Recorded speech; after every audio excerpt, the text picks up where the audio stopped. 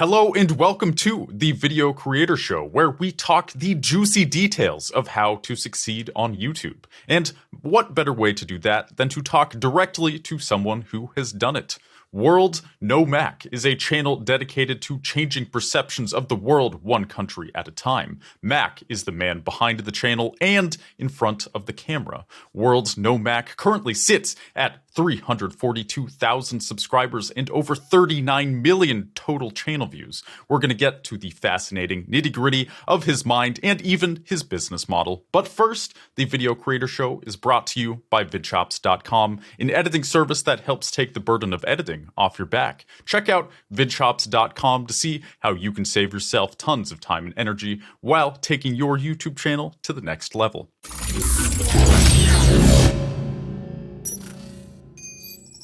So Mac, tell me exactly, what was your goal starting this channel? I see you have travel vlogs going back 10 years. Your first one was from Ibiza or Ibiza, or however they say it. Was your goal to clearly you've been traveling on your own for fun, for your own experiences, and was your goal to just bring that to YouTube and to share it with other people? Walk us through your mindset here. Yeah, definitely. First of all, Grant, super excited to be on the show with you today. Thank you so much. And yeah, there is some YouTube videos on my YouTube channel. They're dating way back into earlier days.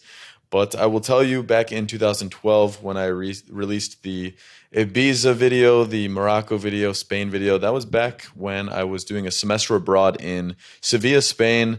My dad had given me a digital camera, and I wanted to capture the moments in a way that basically went a little bit past the traditional way, just using photos, just capturing 1,000 words. I wanted 10,000 words behind each one of my experiences. And so I made a couple of video montages, but then the idea of becoming a travel vlogger, there were vloggers then, but it was very much a new concept. So I had the idea of, yes, I'd like to make videos. I want to toss them on this YouTube channel. But, just once again, the idea of a career was still a bit outside of what people can imagine today in 2022. And so over the next couple of years, I had finished up school. I, had the infamous college debt, had to go into the corporate world, did a little bit of traveling while I was in this part of my chapter, this part of my life. Saving up money, made a few more YouTube videos. And so basically in the first maybe 5-6 years of my channel, I put maybe 10, 12 videos out. Once again, none of them, even going into 2015, 2016, had much of an intention of building a YouTube vlogging career. And then fast forward into 2017, I did a trip over to Asia, 3 weeks off work, went to Thailand, Hong Kong, and Japan. And I was like, okay, I'm going to bring my camera with. I'm going to give this a go. Travel vloggers were starting to become a thing. And I said, wow, I absolutely loved documenting my time. And so over the next year and a half, I saved up some more money, created a plan, figured out how I can just dive right in. Even though I only had maybe 2,000, 1,500 subscribers at that time. And I said, I'm going to dive in. I'm going to save up some money so that way I can at least fund myself, be an investor of my own, let's say, business. Try it out for a year, 2 years, and if I succeed, awesome. I went after my goal, and if I failed, I'll at least lay in my deathbed one day and say, I wanted to do that, I tried, and I failed, and I went back to the corporate world, but it was important for me to at least give it a shot. And so fast forward to August 2019, I took the leap, and I became a YouTuber. So was that a full-time leap? Was it part-time? You talked about worst case, I fail, I go back to the corporate world. So it sounds like you kind of just took a plunge. It wasn't part-time. It was full-time. Absolutely, yeah. So that's a good point to touch on. August 2019 came around. I had maybe 3,500 subscribers on YouTube. I had kept up with the last year, maybe one video per week. So how I would do that is I would travel for 1 week at a time. During those 7 days, I would film 7 videos, and then I would release those videos over the course of 7 weeks. So I would have one weekly video, could manage my time while I'm still working, and then get my feet wet in the YouTube industry. But to be quite honest with you, it wasn't until I fully immersed myself where I made proper strides, as you can imagine. But at that time, when I started traveling, I spent from August 2019 until roughly end of January, and then the infamous pandemic hit us. And during that time, I did take the plunge, and I probably made roughly $400 in that time. When you can imagine going in the corporate world, I worked in Washington, D.C., and worked my way up the corporate ladder. I used to make that in less than a day. And so it was a pretty big, let's say, step back. And I think a lot of people that are getting into the YouTube business, especially if they already have a career somewhere else, the biggest fear they have is taking multiple steps back to take multiple steps forward. And that's what I always tell people is you got to get over that fear. You got to be able to realize that if things don't work out, you only lose out on a year of your life, a year of your savings. You can hop right back in, grab that same job, and be that much more motivated because you went after that. And that's what I try and tell people when they're considering this, because it just almost puts a safety net in the back of your mind. And that's what I had in my mind. But on top of that, we hit the pandemic, and that was going into, February, March 2020. And I hadn't made really any success in my YouTube career at this point. I was feeling pretty down about it, wondering if I should continue forward or not, because at this time I went back home. I was living with my dad, didn't have too many things going on because I couldn't travel anymore, and my whole channel niche was travel vlogging. But with everything in life, you need to look at it and say, what is in front of me at the moment and how can I capitalize on it? And at that moment, TikTok was something that, let's say, quote unquote, the kids were using, maybe 16 and younger in 2020. And it was still like not at the mass adoption level, right? It was at the beginning phases of TikTok. And so I was like, there aren't that many travel vloggers yet on TikTok.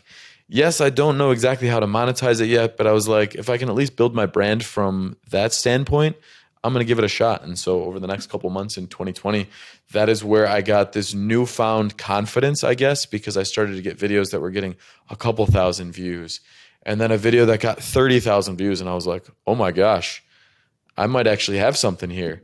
And by the end of 2020, I had built up 0 to 50,000 followers on TikTok. And that was enough for me to fuel that I had it in me. I just needed to be okay to be more flexible and adaptable with my style of content. Dang. So with TikTok, were you eventually able to monetize it, or was that just kind of a confidence boost and you were able to transfer some of your audience over to YouTube? Like how exactly beyond the confidence boost did TikTok feed into your success here? Definitely. That's a great question. So when it comes to TikTok, at that time, the monetization was a bit cloudy. But going into 2021, TikTok realized, wow, after the pandemic, this app has blown up. So they wanted to approach it in two ways. We have now Instagram Reels and we have YouTube Shorts as a competitor. How do we get these creators to stay on TikTok? And so TikTok had came up with a plan at that time to invest in the Creator Fund, where they're giving direct money to creators. And it's different than YouTube ad revenue, as some might know this, because YouTube ad revenue is directly from the company's advertising. They toss 100% of the funds to YouTube. YouTube splits 50 with the creator and 50% goes to YouTube. Whereas TikTok, they actually just open up their wallets and give the creators money. If you have, at that time, it was a minimum of 10,000 followers and you were posting consistent videos. So I had that in the back of my mind going into 2021, but it was around the time I hit 100,000 followers in May 2021. It was almost like the day after when I reached that 6-figure mark of followers, where I started to have brands reach out to me in the travel niche. And so I had an airline aggregator reach out to me and they're like, hey, we'll give you a couple $1,000 and you pick a destination you want to fly to and you show us how you travel to this destination on $500. And I was like, wow. My dream is, oh my God. Yeah, my dream is finally coming to reality. I'm going to be paid to travel to a destination and have some fun. And that was like, while it was only a small amount of money in the grand scheme of things, or in that entire year that I had been working towards it, it was the fact that I was making a fair amount of money doing something that I loved. And that moment, I will tell you, every creator I've talked to, whether it was $5, $20, or $1,000 that they made on something that they created. It is one of the most beautiful moments. And of course, it relates to the non-digital world. When someone opens a business, you always see that they have that $1, that $5, that $20 bill sitting up in that shop because they chase their dream, and that is the first amount of money that really gives you that inspiration. And so just going back to the question, TikTok creator fund, it was pretty good. Let's put it this way. You're getting money to make content, right? But it's nowhere near as profitable as YouTube. However, it did open the doors up for creators to turn this into a career. And then TikTok partnerships, let's say if you're a TikTok creator, that's where you're going to make the majority of your money. And so I chased that going into 2021, the second half of the year. Mm-hmm. So once you started blowing up on TikTok, were you simultaneously posting to YouTube as well? Or was YouTube kind of more of an afterthought during that time? Yeah. So when it came to TikTok and YouTube, throughout my last couple of years, I've prioritized platforms at different time periods. Back in 2021, I was still creating a different niche of YouTube videos than I am now. If someone goes and looks at my channel now, they'll see that I'm more of a raw daily vlogger. I was a daily vlogger for 310 days in a row. Now I went to every other day as of 6 weeks ago. But I used to create very, let's say, cinematic, informational YouTube videos, which would be, 10 things to do in Colombia or 25 things to do in Dubai or Dubai travel guide. And so I would spend maybe a week or a couple weeks or even up to a month in these destinations. I would learn everything there is to know. I would film snippets of my experience, fly the drone, et cetera, et cetera. And I would make these very curated guides that if you were planning to go to one of these places, it would be your best friend to get an introduction. Those took a lot of work. Those took a lot of dedication. But what they didn't provide is that strong of a financial incentive for me to focus on them in 2021. So I would put out maybe 1 to 4 videos per month in 2021, leading until I went to Lebanon with a good friend of mine, Luke Demant, who's another travel vlogger in the industry. And we went to Lebanon, and I changed completely my style at this point. Like I said, I learned in the content creation field, you just need to be okay that at any moment, if you got to be flexible, switch your concept, switch your style, just do it. Because the worst case is you just switch it back if it doesn't work out. And at that point, I probably had just hit 10,000 subscribers in June of 2021. And 2 months later, 1 month later, it was July, and I went to Lebanon, and I said, okay, my buddy Luke, he does more of these raw style videos. I'm going to try it out, learn from him. And I did that. And then come September, I started releasing these raw style vlogs. And I was like, okay, I'll do daily for a week. Then it turned into a month. Then it turned into, all right, I'll do it until the end of the year. And then all of a sudden I was like, all right, I'm going to try and do this for a year. And I did it for almost a year, but I started to realize that quantity over quality doesn't work forever. But for a time period, spending all of that time vlogging was the best thing I could have ever done because I became very comfortable in front of the camera in that time.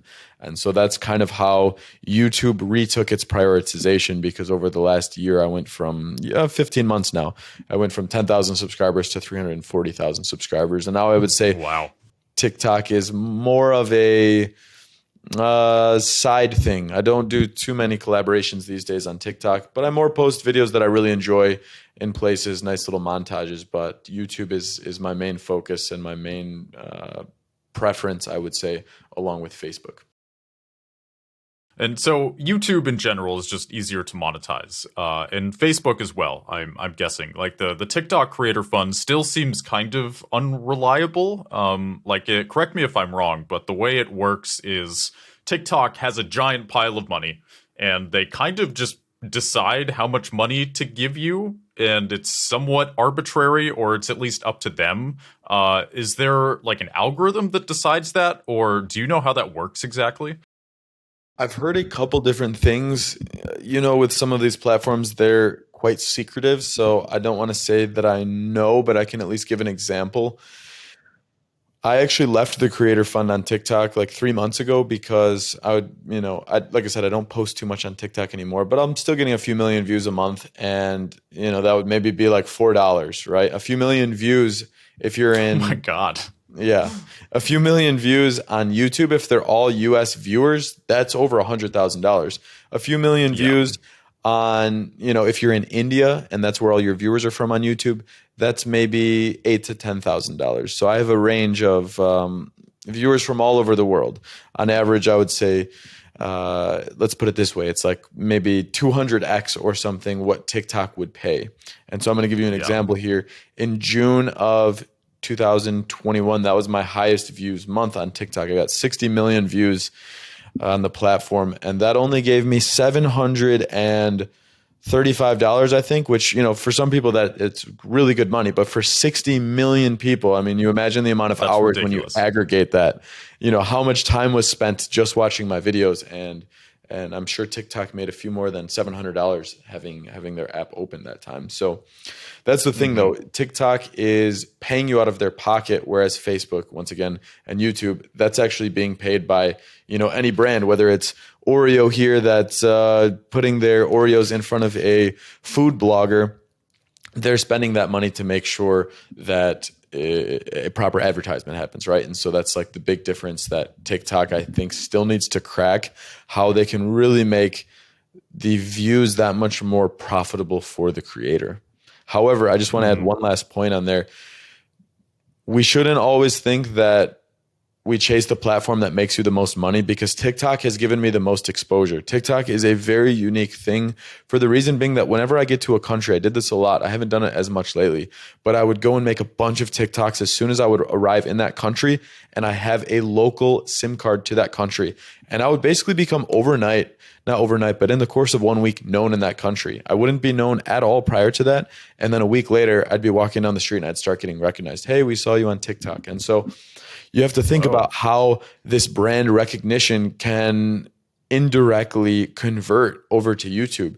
You get yourself familiar in that country. Now you're visiting there, and in your videos, you have people coming in recognizing you, and it adds a little bit of fun.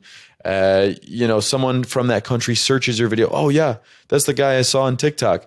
So it all kind of connects, even if TikTok's not directly paying you. There's a lot of intrinsic benefits you're getting outside of that. Totally. So when you were kind of blowing up in these individual countries or getting all this exposure, did you feel like there was actually a benefit in going to as many places as possible in a way? Because if I go to this new country, then I'm going to get exposed to a whole new local audience. And then in a way that kind of feeds your desire to travel, right? So I feel like that was a very in tune, authentic way to build your brand, so to speak. Definitely. I want to say that the challenge with being a travel vlogger, if I'm honest and straightforward, versus being, obviously this is a mega YouTuber, a Jake Paul, or someone that's basically their niche is their life, right? Their niche doesn't ever change when they make different videos because people follow them for their life. Whereas being a travel vlogger, unless you're doing something very niche in each country, I would say if you're a food travel blogger, or if you're maybe a beauty vlogger that happens to travel place to place, people are following you because you're a beauty vlogger or because you're eating food. Whereas if you're more of just a travel vlogger, the biggest challenge that me and all my other buddies that vlog face is that when you change countries, you're changing your niche a lot of the times. Some people will not watch me when I'm in, Sri Lanka or when I'm in Japan, but they'll love to watch me when I'm in Lebanon or Canada, and so that's the challenge is we sometimes need to select countries that we know are going to be viewed a bit more. We know the audience is going to be more in tune. And it's not necessarily for a monetary reason, but a lot of those countries are just simply more welcoming to YouTubers, like Philippines or Pakistan. You walk around with a camera in those countries, people love to go up to you. Well, even if you don't have a camera, I just want to put that out there. But having a camera, it exacerbates it. That, you're walking around, they're going to invite you, they're going to show you hospitality, you're going to have a great time. And there's just a lot of entertainment in the videos. Whereas if you go to France I'm not saying these are bad countries, I'm just saying for vlogging and for making videos, they're very, very saturated in France, Ireland, all over Europe, right? Everyone that wants to become a vlogger will go travel to these Western European countries. They'll make the same 10 things to do in France, or, trying a croissant at the local bakery. But so many people have made those. The locals are also so used to foreigners. It's not as maybe special of an experience, both for the viewers and for the YouTuber that's traveling there. And so picking some of these off the beaten path countries can be super helpful, both for your audience to see a more exciting video, as well as for your own personal travel experience.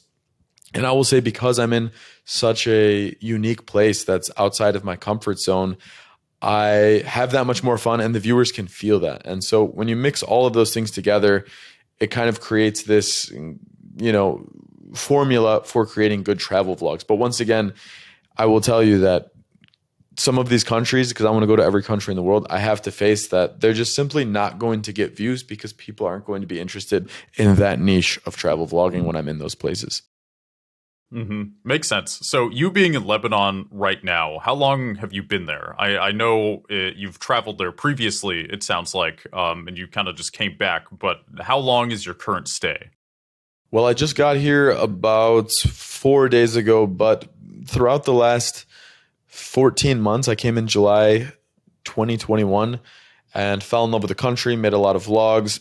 And actually, this was once again the place that I created all my raw vlogs. So this place has a special place in my heart because I started my raw vlogs. I was only filming with a GoPro at this point. I wasn't using the big camera equipment.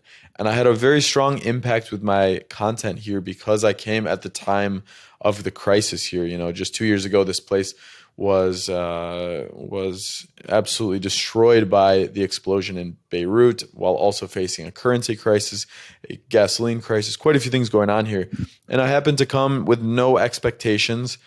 And with all of this going on, I found this beautiful spirit inside the average Lebanese person. And I made a lot of friends in a short period of time. I met a very special person to me, known as my girlfriend, during this time. And a lot of just really, really incredible experiences that happened during this time. And so throughout the last 14 months, getting back to the question, I've been back and forth. It's my 7th time here, but I spent most of the summer, this past summer here, making a Lebanon 2.0 vlog series on YouTube. And now I'm just kind of finishing up here before I head to Qatar and start exploring the rest of the Middle East in about 5 days from now. Dude, right on. That's beautiful. I'm glad you were able to kind of bond with this country and feel like you were becoming a part of the culture, especially in that crazy time. I mean, I feel like every country had its own experience with COVID, and obviously the explosion in Beirut was very specific to that region. It feels, I don't know, it feels like you were there at a bad time, but a good time. Absolutely. And I'm happy for you and for Lebanon as well. So one thing I wanted to talk to you about as well, you talked about Lebanon was the first place where you really hit your raw vlogs hard. So that term raw vlog, now you are not posting raw vlogs, correct? Like you're posting every other day, it seems like. And can you tell us the difference between that style of vlogging and what you're doing now? I would say I still am doing the raw vlogging to a certain extent, but I'm just not doing it in as high of a volume. So back in August 2021, when I started filming these, in September when I started releasing them, they were videos where I would basically walk around town, share what my impressions of the city is, and trying out various foods, going on boat rides, doing all these excursions. To be honest, some of the things were very similar to what I was doing in my previous travel experiences. However, I was just filming more. I would basically, just keep the camera, I'd be walking down the road like, okay, wow, this building in Beirut, wow, you can see how this place has been affected by the explosion. This is how close it is. Just kind of talking to the viewers on more of what I see. And instead of focusing on editing and putting the perfect cinematic soundtrack and getting all these, perfected drone shots and slow shots where I'm touching the brick as I'm going by, with girls in the background, saying how beautiful Lebanon is. It was not like that. It was more, what is the experience? what is it like? I was making references to what your average travel vlogger will do. Not average, but let's say a successful travel vlogger that does cinematic videos, they'll have a bit of all those components, right? But the raw vlogs, that's almost a different niche in the travel vlogging field, where you're just sharing your experiences. You're holding the camera up while you're talking to locals. You're just looking this way. You're speaking to the street salesman. You're negotiating something.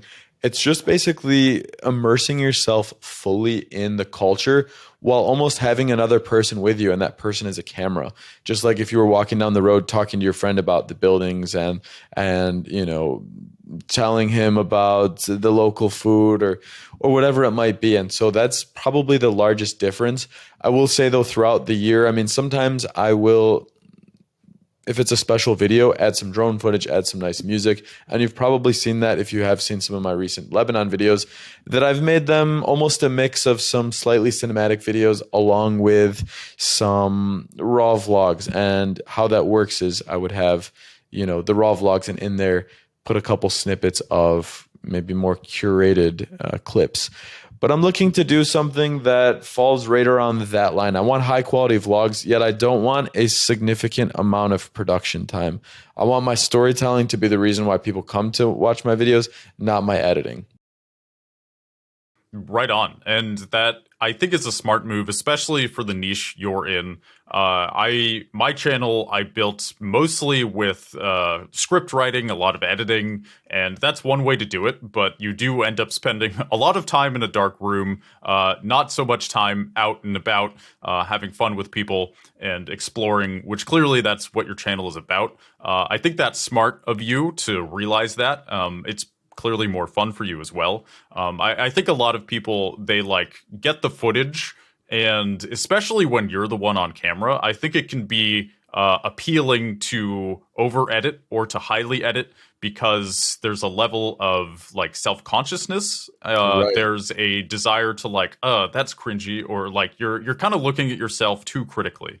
Right. And this is a common issue with YouTube. Clearly, though, you are not really falling into this. Though I am kind of curious about your phase where you were posting these top 10 things to do in Sevilla, Spain, kind of those types of videos. I was looking at the views there. Most of them were getting around 100,000, 50,000. One had over 1 million. Did you feel like they were annoying for you to make, or they just weren't worth it? It sounded like you said financially they weren't worth it. But did you feel like there was some value in there? Are you just over it? I'm just kind of curious about that phase. Great question. I would say, and before we jump on that question, one thing I want to mention about your last point was just simply that I used to be spending a lot more time being critical on what I would say in the videos. And I would say that no matter what niche you are, if you can get yourself to do a 30, 60, 90-day daily vlogging, basically exercise. Post the videos or don't. I recommend posting them, but if you don't, oh well. But if you do that for that period of time, you will become such a good vlogger. Anyone can go back and watch my first videos. I was not vlogger material. I wasn't made for this.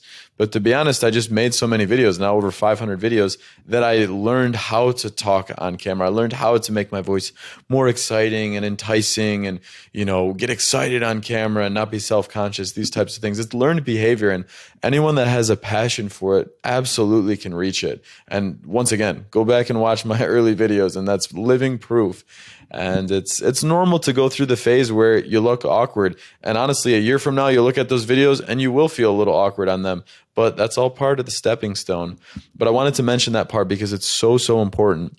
And not everyone's niche requires, let's say, all of this editing, but certain niches on, vlogging in general, definitely you want more curated, you want more edited. But, for raw travel vlogs, the more comfortable you are on the camera, the less editing and the less production time. But once again, just wanted to add that part in. But going back over to your question, that is a very interesting observation, and this might surprise you. So when it comes to making those videos, there's a couple ways I'm going to answer this question, because on the note of the financial side. When I release those videos, they don't get a lot of views.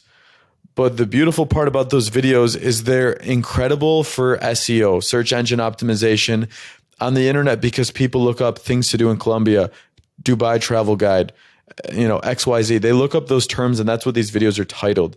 So how I claim it, shelf life for a product at a grocery store. I say the shelf life on YouTube videos that are travel guides and things to do are much longer than a raw vlog. A raw vlog is almost like a mini TV series as you explore these places, whereas a things to do or a travel guide video, people are going to be going to Dubai this year, last year, the year before, and in 5 years from now. Now, the shelf life slowly diminishes as more and more content gets on the web, but if you have a significant amount of views on those videos throughout that time, you're still going to be showing up at the top of the search result. And so when I posted those videos, they didn't make much money in the time of posting them, but actually those videos are my most profitable by far. I'm happy to share statistics on the 25 things to do in Dubai. That one has 1 million views and it's made almost $7,000 based on my international audience. So actually those videos are That's awesome. Most profitable, but I probably answered that question in a way that was a bit misleading. It was at the time I posted them, I needed to wait a long period of time for that money to accumulate with them because it's just about SEO.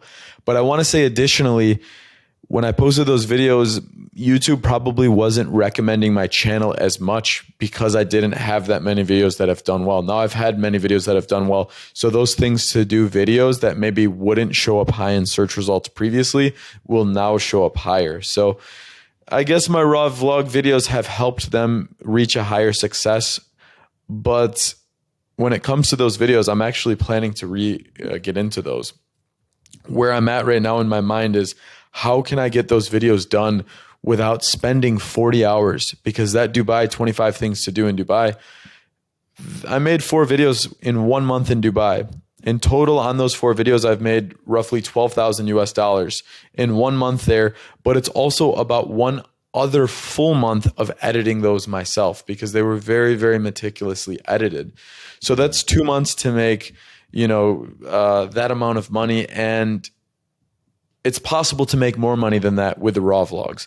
So my biggest thing that I'm trying to figure out is, do I want to make these videos? At what level do I want to outsource to a good editor? And do I want to put this on my on a new channel and start from scratch? Or do I want to toss this on the World Nomac channel, the main vlogging channel? And so it was a very interesting question that you asked that because they are a very good concept. And sorry, one last thing I want to mention on that is also that those videos, you don't necessarily build a strong relationship with the viewers. People, right? This is going to sound wrong, but this is the reality. I do the same thing. People are just using you for that content when they look up those videos. They're going to Dubai, so they just want a list of things to do.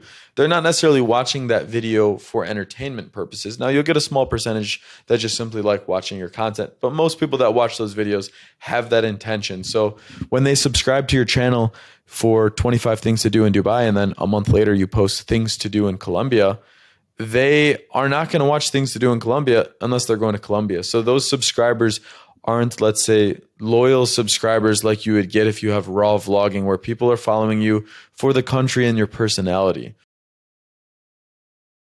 Yeah, makes total sense. And as far as should you post them to a new channel, should you keep posting them to your current one, I would recommend making a new channel. And then any video that you post on the new channel, you could put in the end slate of videos that are already on your current channel. So that way you're kind of like advertising your new channel. And the thing about that with having 2 separate ones is it's always better to have like as narrow of content as possible on each channel. Obviously, if you're too narrow, then it can get stale very easily. But I think with your vlogging, like there's enough novelty in your life to where that's not really a problem. So right. I would recommend making 2 separate channels, in my opinion. It could be frustrating at first because, if you post a top 10 things to do video on your current channel, initially it's going to get more views. But I think in the long run, if you stick with it and are patient, you're going to find more success in having two separate channels. And that's just my opinion. I totally agree with you. I've been toying with the idea, and yeah, I mean, they're different niches and there are different reasons why people are coming to your channel. And so I totally agree. It's just another one of those examples where you got to take a couple steps back, accept that maybe those videos that you spend a fair amount of time, or let's say I hire an editor, a fair amount of investment, to post on a channel that's not going to get views. It's just the same thing where it's a bit of the waiting game, that video probably will do well over time. It's just going to take time to build up. Absolutely. And I mean, that's one of the weird things about YouTube. Like, you can't really predict how well things are going to do. There also seems to be a weird rule of the universe where, like, the more you like a video, the less likely it is to get views. That's very cynical. It's not entirely true, of course, but I've talked to enough people with this podcast where there does seem to be, like, your worst video sometimes can be your most viewed video. I'm curious, have you experienced that at all? Yeah, to be honest, it's what I find with YouTube is that videos can very commonly be. Well, let me explain this in a different way. The videos you put the most effort into sometimes can actually bring you the least result. And some videos that you put in the least amount of effort can actually bring you in the most financial incentives. And so I found that with a couple videos. Like, I made one video at a theme park. I had like 1 hour until the theme park closed. And so when I arrived there in India, I was like, hey, can I get into the theme park? They're like, well, it closes in an hour. Do you really want to film a video? I was like, yeah, I will do this so fast paced. So I literally had never been more motivated to run from ride to ride. And I had the time of my life doing it too. And it was just me by myself. But Indian people are so nice and welcoming. I felt like I had a bunch of friends there. And this video ended up getting over 2 million views. Not my most profitable video because of where the location of the viewers are, but definitely one of my most highest viewed videos. And I literally shot the entire video in 1 hour with absolutely no planning time. And then there's some of these videos that I did early on. Most of the things to do videos now are doing pretty well, but there's a couple that I'd spend, 20, 40 hours and they would get 100 views in the first 2 weeks. And I would just be like, oh, geez, when is it ever going to do well? But, I would say, you got to put in effort for all the videos, and you just have to be okay with there's going to be a couple videos that you're going to be so excited, you're going to be convinced this is going to be that video that that video that gets millions of views, and it's just not going to happen. And then other times you're going to be like, oh, it's a decent video, and somehow it's going to blow up. Yeah, I think speaking to that phenomenon of videos that don't take a lot of effort blowing up, I think what's going on there is when you make a video quickly, I think that forces you to act on your intuition. So that's a fun idea for a video, but you're rushed. So you have to moment to moment just talk to the camera the best you can and not think about it too much. You don't have time to think. I think ironically, I think the more you think, that the harder it is to be totally authentic with yourself. And this is sort of a weird paradox in a way. Casey Neistat, you're probably familiar with him, a huge vlogger. He has a rule for himself that he only does one take for everything. And sure, you could maybe get a better take if you do a second take for a particular moment in your video. However, in the long run, that forces you to act on your intuition. And when you are in tune with that part of yourself as much as possible, you start curating that part of yourself. And ultimately, that's where charisma comes from. And if you don't have charisma, then your YouTube channel is not going to succeed. But if you do have it, then you eventually are going to succeed. I mean, that's just sort of a law of the universe, I think. Right. I totally agree with you. When it comes to forcing yourself to get things done in one take, and especially being a travel vlogger or filming an event or something like this that happens, you realize that you have one shot to get it done. But It's not always easy. And I will tell you one thing that I've gotten much better at is when I'd be a bit nervous on the camera previously, I would just want to fill in any quiet spaces like that anytime nobody's talking, right? And now I'm much more Mm, comfortable. Whereas if I'm looking at something and there's a building up there, I'll look around and I know that probably it's almost a bit interesting for the viewer if I'm looking around and moving the camera, even if I stop talking. But in that moment, I'm actually thinking about also what else to say and analyzing it.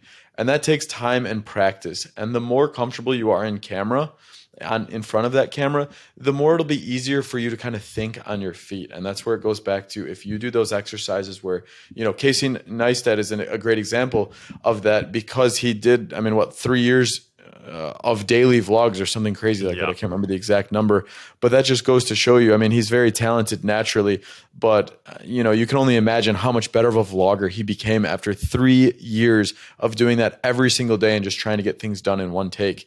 And now I can always do things in one take. And I'm with my friends sometimes, or maybe someone I just met, and they're like, "Bro, how did you just do that? Like you just arrived here and you just did that all in one take." And I'm like, it's all because of repetition. And if you don't have charisma, you don't have this confidence, you will learn it. I mean, if you want to put thought into it and you want to put that time and effort, there's that 10,000 hours law. You put 10,000 hours into something, you can be anything you want, but you got to be passionate about it and you got to be doing it for the right reasons. 100%. And it's hard to do things for the right reasons when you are constantly trying to micromanage how people are perceiving you, because you can't really control that as much as you think you might be able to. I was kind of guilty of this starting YouTube in a way. So my channel, Teresical, is a video game channel. The first videos that really took off were very curated, and they were authentic in the sense that, like, I wrote them and I was proud of them. But like my voiceover was ridiculous. I mean, I was like yelling into a microphone about Ezio from Assassin's Creed, and I mean, it was like preposterous. Those videos have lots of views, but in a way that like taught me the opposite, I think, of how to really succeed in the long run. But I just ended up having to spend more time in a dark room. Fortunately, I had a team with me, so they were able to help me make these videos. But it's something to be aware of, I think, of if you can cultivate your ability to just speak and be comfortable on camera or in front of a microphone, and like kind of as you are doing where you're walking around a city, you can take a long first take because you're just speaking from the heart. You're not like trying to memorize anything, and you're in the moment. You can just kind of be silent, show a building that you're looking at, that you're in awe of. I think like when you develop this, it becomes much easier to release consistently.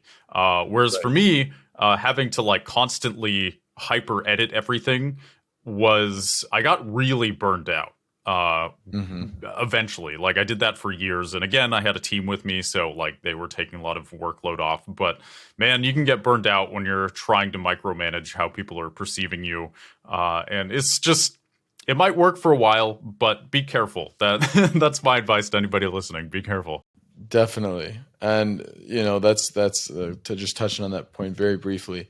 When it comes to people watching you vlog in public, that scares a lot of people because that's exactly as you said, they're perceiving what those people are thinking. And it's just kind of in the human mind where we think they're negatively judging us, but most people that are staring at you are simply just curious, like, what the heck is this person doing right now? And they're just more curious. And probably a lot of them aren't even really analyzing what you're saying. They're just trying to figure out if they know who you are, like if they can recognize maybe some of the content you're talking about.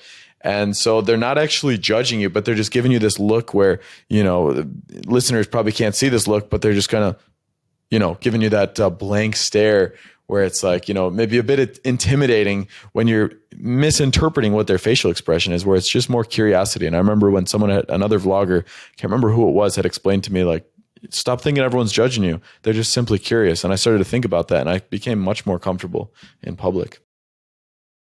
So I'm curious. I like to ask people this question. What does the before and after look like? So you said you worked this corporate job in Washington, D.C., which is a very buttoned up place. Now you are a professional travel vlogger. You get paid to travel the world. You met somebody who is very important to you. Like clearly your life feels and looks a lot more free than it did before. What does that feel like on a day-to-day level versus how your life was before?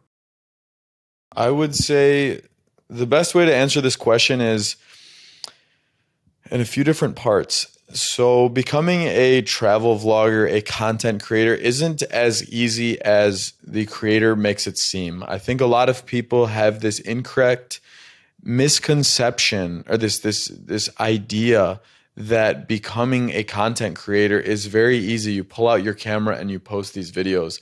But to be quite honest with you, I know a lot of people who have done it and realized, whoa, this is way more work than I thought. Or, geez, I have to focus on doing this. I wanted to enjoy and vacation all the time.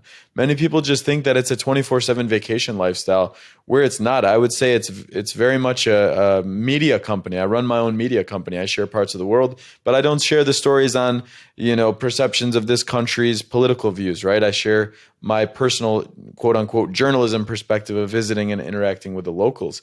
But, people wouldn't say that news companies aren't doing work. They're doing a lot of work. They're traveling. They're studying these places. They're doing this. And I try and relate this to people that there's so much back end work that happens. Editing the videos, selecting a thumbnail that's going to work out. I've spent hours on thumbnails, figuring out what title is going to be catchy, typing up a description, figuring out tags that go in the video. All of these different things encompass just one YouTube video. Then you add in doing TikToks. Then you convert those videos to Facebook. You're posting Instagram stories. You're posting Instagram Reels. You're working with companies and signing contracts to advertise for them. You are writing ebooks on the places you visit. You are licensing your stock footage and working on contracts there. I mean, the list goes on and on. I'm just naming a couple things that I personally do. But depending on the type of creator, you might be selling merch. You might be, creating a course. And the amount of back end work, it's like, I put it this way. The only thing that differs from the corporate world for me now is that I'm just running my own business. But I have a team. I have people that work for me that do different variations of the business. I give them feedback. I give them reviews. I have to hire and fire people if they don't work out. There's a lot of actually similarities. And so I actually thank my corporate career for actually giving me some of that knowledge. And I appreciate it a lot more than probably I did at the time, because there's just so many transferable things. But what the outside world sees only are these beautiful curated, pieces of content. So when it comes to doing things in the evenings, I would love to be watching Netflix series and things like that. But this business is a 24/7 business. Anytime I'm awake, I'm replying to comments. I'm, working out deals through emails. I'm communicating with my employees through WhatsApp, whatever that might be. But I will tell you that when you're managing a business that you love, especially content creation, travel, I'm very passionate about it. I don't consider that as much work. There's some days where it happens, but I would consider myself retired from work, the traditional word of, I got to go to work. I retired from that when I was 26 years old. Right. And I think that's an important distinction, right? So there is a lot of quote unquote work that goes into your life and your business right now, but clearly it flows a lot better with your authentic wants and needs, which is a crucial distinction. I think a lot of people, like a normal job, maybe they like it, maybe they don't, maybe they hate it.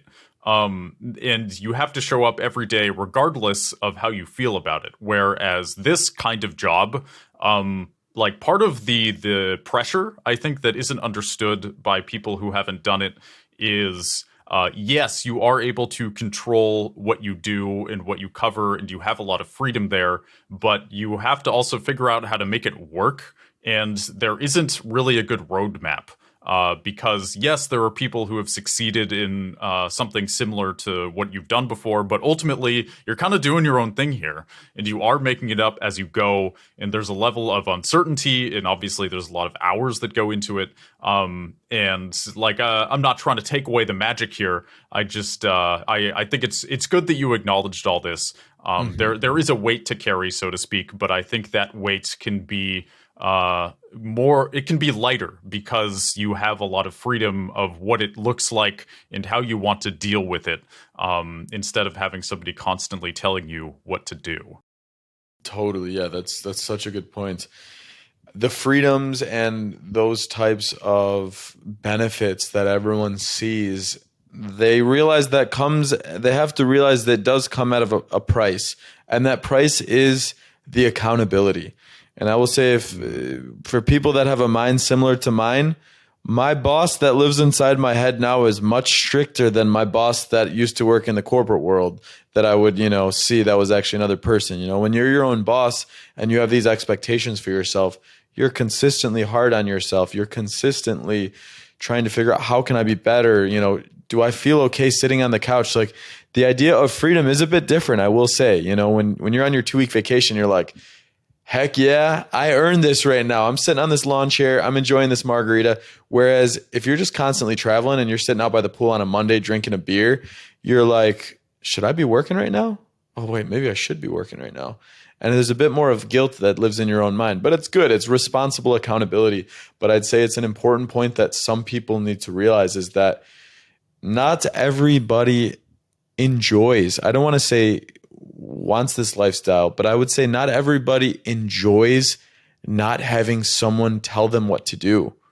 I know a lot of people who really struggled with not having someone giving them, hey, this is what I need to do. As you mentioned, there's no roadmap.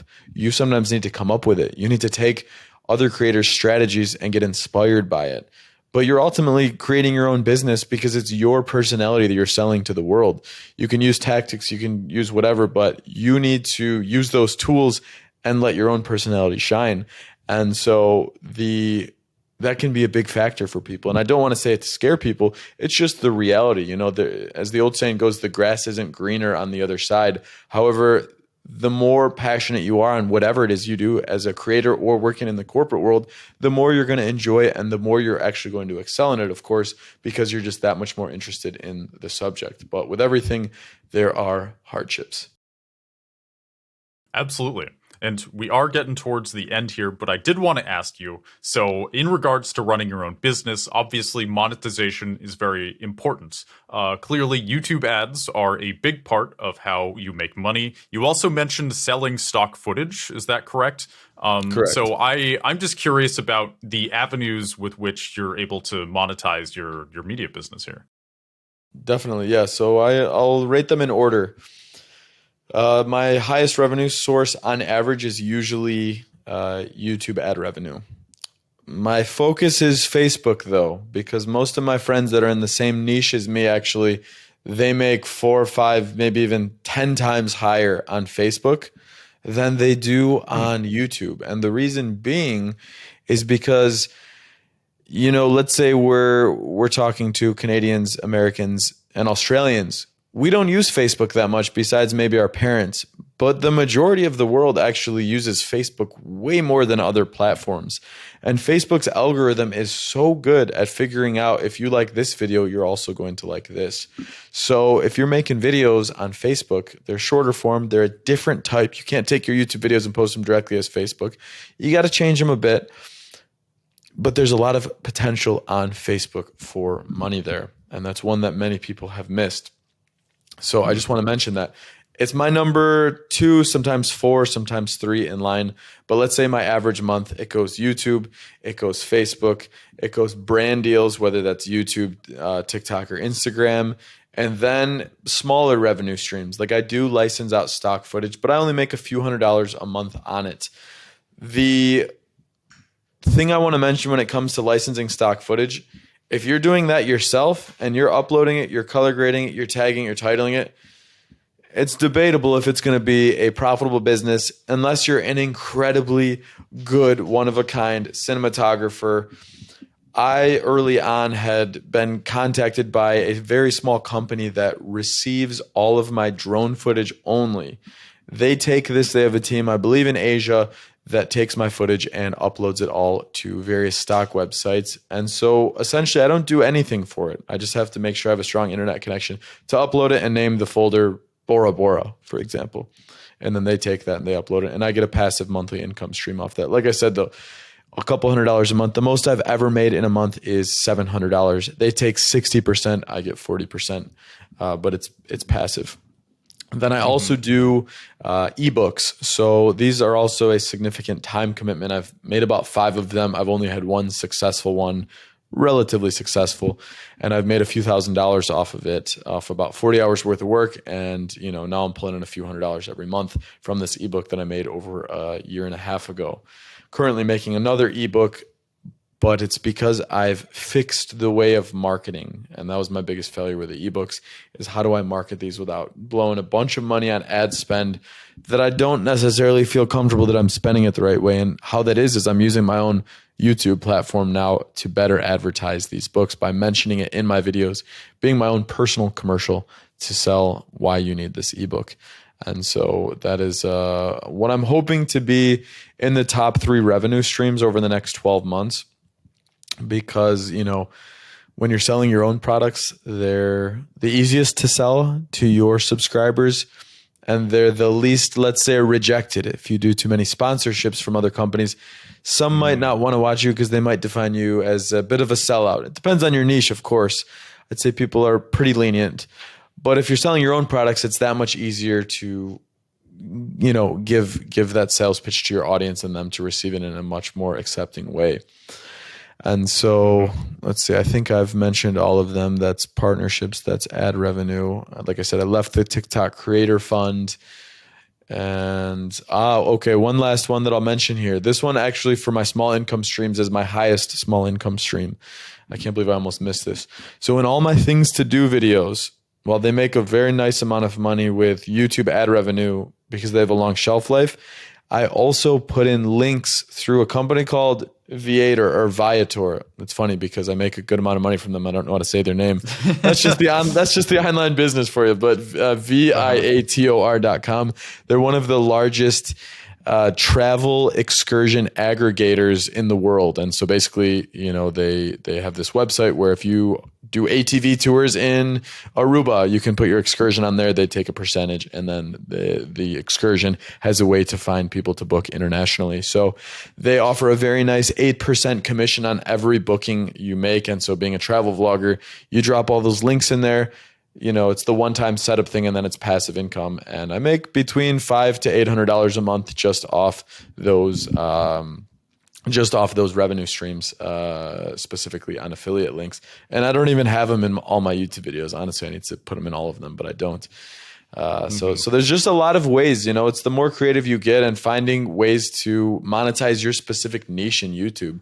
As I mentioned before, depending on what you do, there's a whole plethora of things. You're creating a marketing platform of customers, and you figure out how you want to sell to these customers and what product makes sense to them without making them angry, right? And that's the beautiful part about online businesses and running it yourself, is there is no wrong way to do it. Yeah, absolutely. So we have hit the hour mark. Do you have time? Are you cool to answer a couple more questions, or do you got to go? Oh, I've got plenty of time. Right on, dude. Right on. So Can you tell us a bit about these ebooks? Because I think when people hear, oh, you make an ebook, you're able to sell them for some money to your audience. At least for me, I've never written an ebook. I'm like, what would I even write about? How does one do this? So can you tell us about what these ebooks are about? Definitely. I will answer this question first, how I have written them, and then I'll explain how it can be fitting for other niches. So I have become an expert in the country of Lebanon because I've just simply spent so much time and explored every square inch. Lebanon also is a unique place because of the things going on here, and it requires a very unique travel style in order to navigate this place. And I realized that there is no travel guide that fills in the gaps of navigating a country that you can't swipe a credit or debit card, as an example. You need to bring cash to the country. There's a bunch of small things like that. But I realized that there's a lot of people who want to visit this country of Lebanon, a hidden gem that nobody had ever, unless you basically, from what I understand from Lebanese friends, unless you have a really close friend or you're related, nobody really ever talks or goes to Lebanon. They talk about vacation there, you know, but it's a very, very beautiful place. And my YouTube channel, along with a couple other vloggers that have visited here over the last year, have really shed a lot of light on this place and brought in a lot of foreign interest. And so I just remember myself, who's a very flexible and adaptable person. I can walk down the streets of Baghdad, Iraq, and feel completely fine. And even I was a little thrown off when I arrived to Lebanon and was like, wait, I can't swipe my credit card or I pay 22 times the price.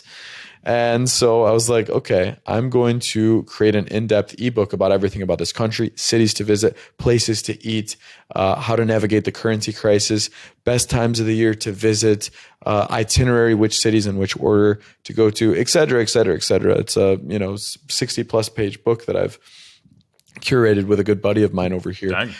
And that's one example. I make it on Canva, which is literally like, honestly, it's one of the coolest applications because I'm not a graphic designer by trade, but that application makes it so simple that if you look at it, you would think that I got my degree in graphic design. But it's actually just if you have a general design idea or understanding, or you like things to look nice, basically, if that's your interest, then you hop on Canva and you can very easily learn how to create a nice looking page.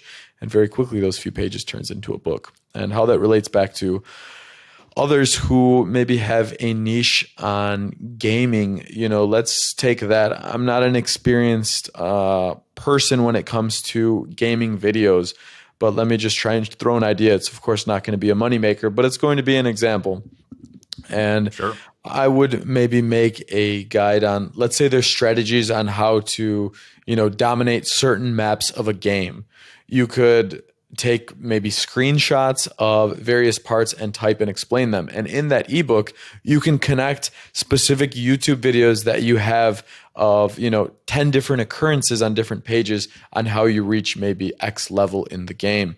And so this ebook's basically going to give you this introduction to how to be, the best, how to achieve each level, how to get to this point, and some of these strategies and maybe, glitches or whatever types of things that can help you get to that point. Obviously I'm not speaking very accurately in the gaming industry, but you kind of get what I mean in terms of there is a reason why people watch gaming channels. There's a reason why people watch beauty channels. They're trying to learn something or they're trying to be entertained.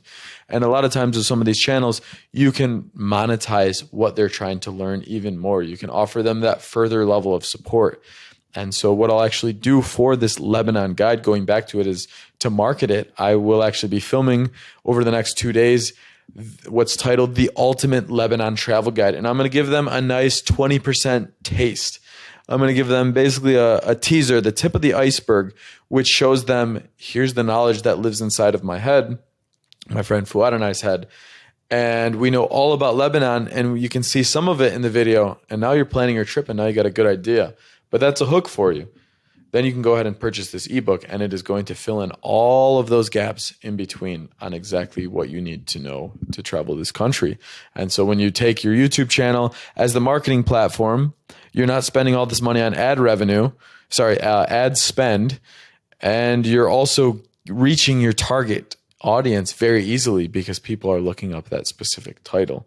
So that is kind of my new strategy, because I had 5 ebooks that I wrote before that failed. And one of them I put in, 2 months of effort during the pandemic to write a course on how to travel the world full time.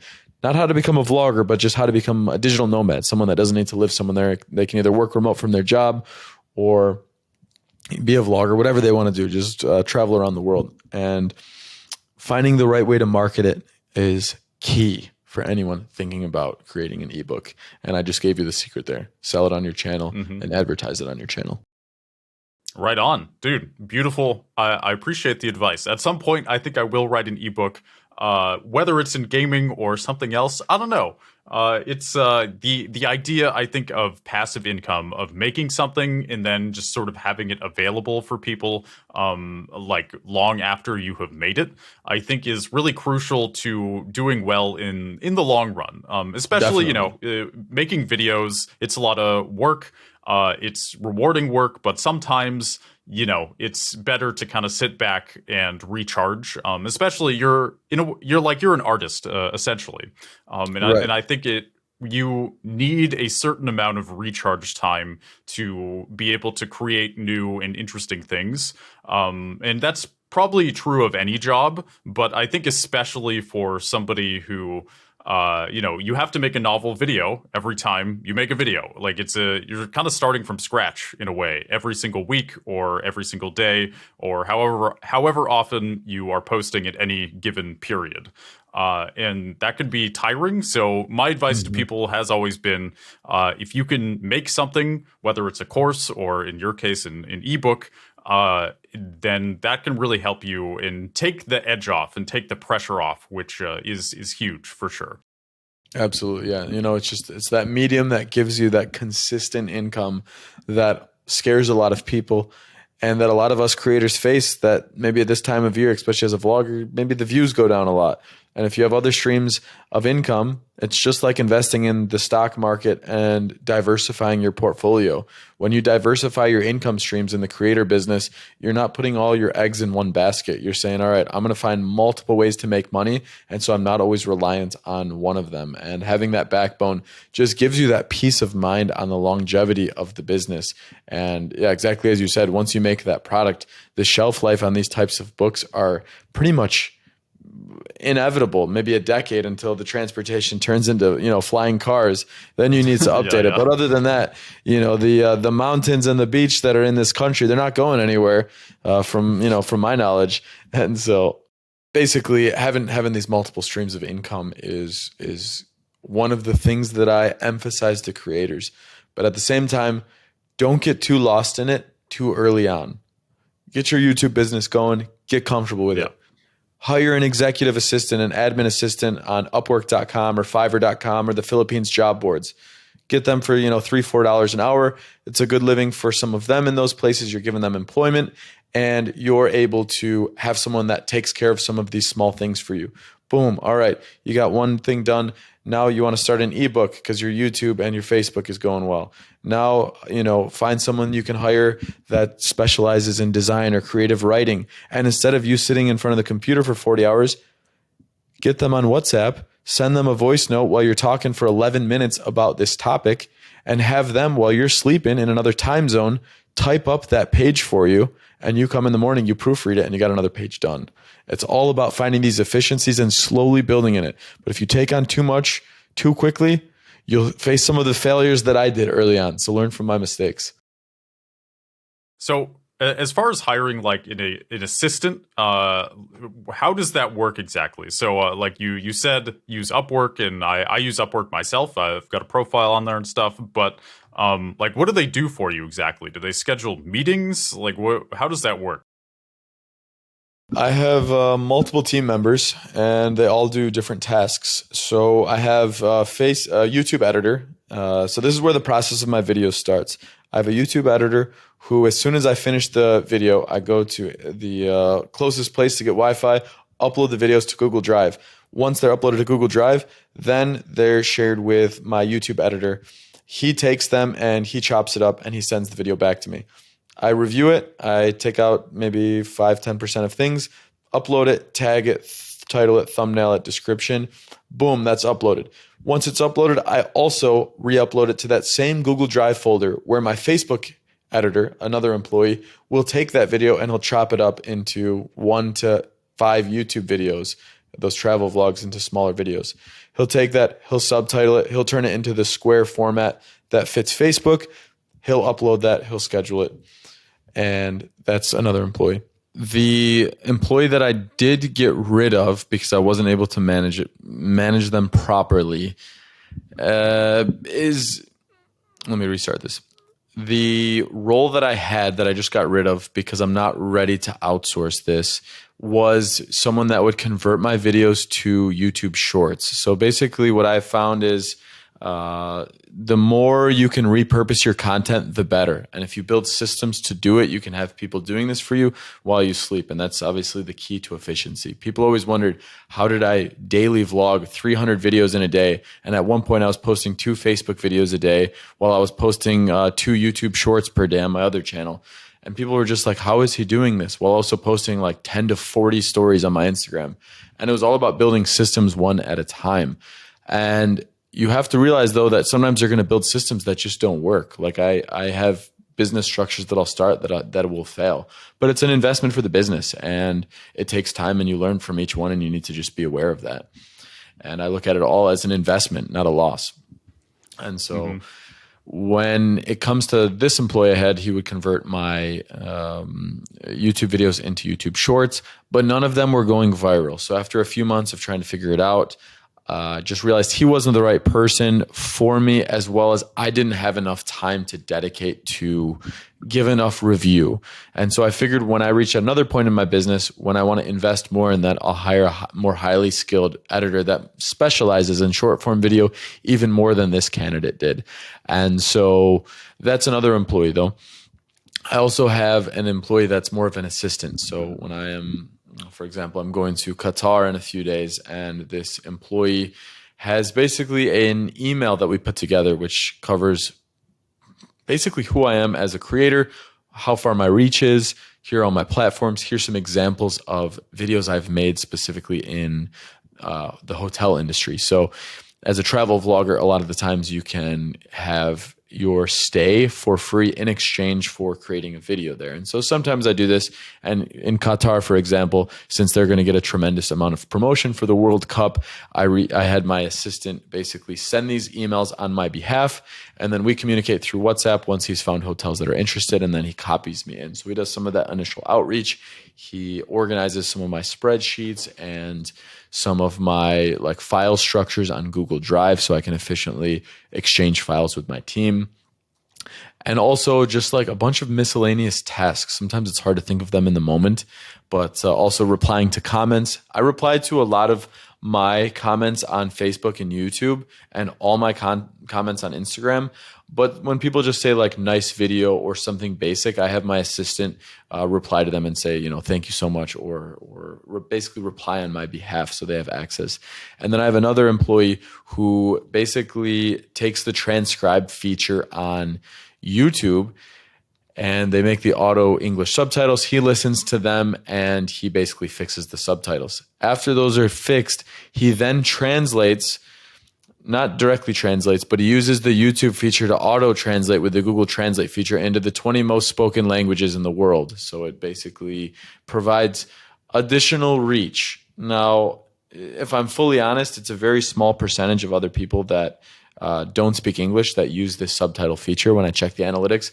But it's a small extra step that reaches a bit more of the audience that I've found as a component that I've added to the business. But I don't want anyone to think that it's necessarily going to completely revolutionize your channel, but it does give you a further reach. And one additional employee that I haven't mentioned, I have a bookkeeper. So he's maybe 5-6 hours per month. And what he does is he has access to my application for that connects all my banks and income and everything, which is QuickBooks. He basically categorizes all my expenses. And at the end of each month, he shows me a profit and loss report for my business. Here's how much I made from ebooks, YouTube ad revenue, Facebook ad revenue, TikTok, et cetera, et cetera. Here's what I've spent on travel costs, flight, meals, et cetera, et cetera, et cetera. Here's what I've spent on employees, boom, boom, boom, the whole thing. And then it shows my bottom line net profit for the month, and then obviously it aggregates for the entire year to date report. And so I get this on a monthly basis so I can see exactly financially where my business stands. But that's what people understand is being a YouTuber is just another business, right? It's a business where you're just the star of it and you're the front face of it. But like you got to do all those things. If you're in the US, you got to file taxes. And so the better system you make early on, especially as a travel vlogger, the easier the end of the year tax returns become. Right on, dude. Well, that I feel like I learned a lot just in that moment. This interview as a whole as well, and I really appreciate you, man. Like, this was great. I don't usually go over an hour, and we're at what, an hour 20 minutes almost. So Awesome. this has been dope. I'm happy for you. Clearly, it's working out, and yeah, I appreciate your time. Yeah, thank you so much, Grant. It's been such a pleasure talking to you, and thank you so much for everyone that listened to today's episode. So, why don't you remind people where they can find you? Pitch anything you want to pitch. Go for it.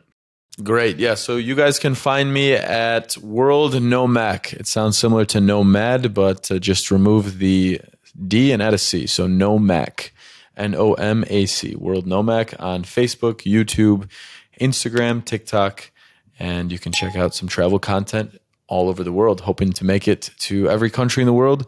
We shall see if this happens, though. 51 down, quite a few left to go. You got it. I believe. Yeah, well, thank you. right on. Yeah. Thanks again. And this was awesome. Whoever's watching, you're awesome too. And glad you are here. And happy to have you. Goodbye, everybody.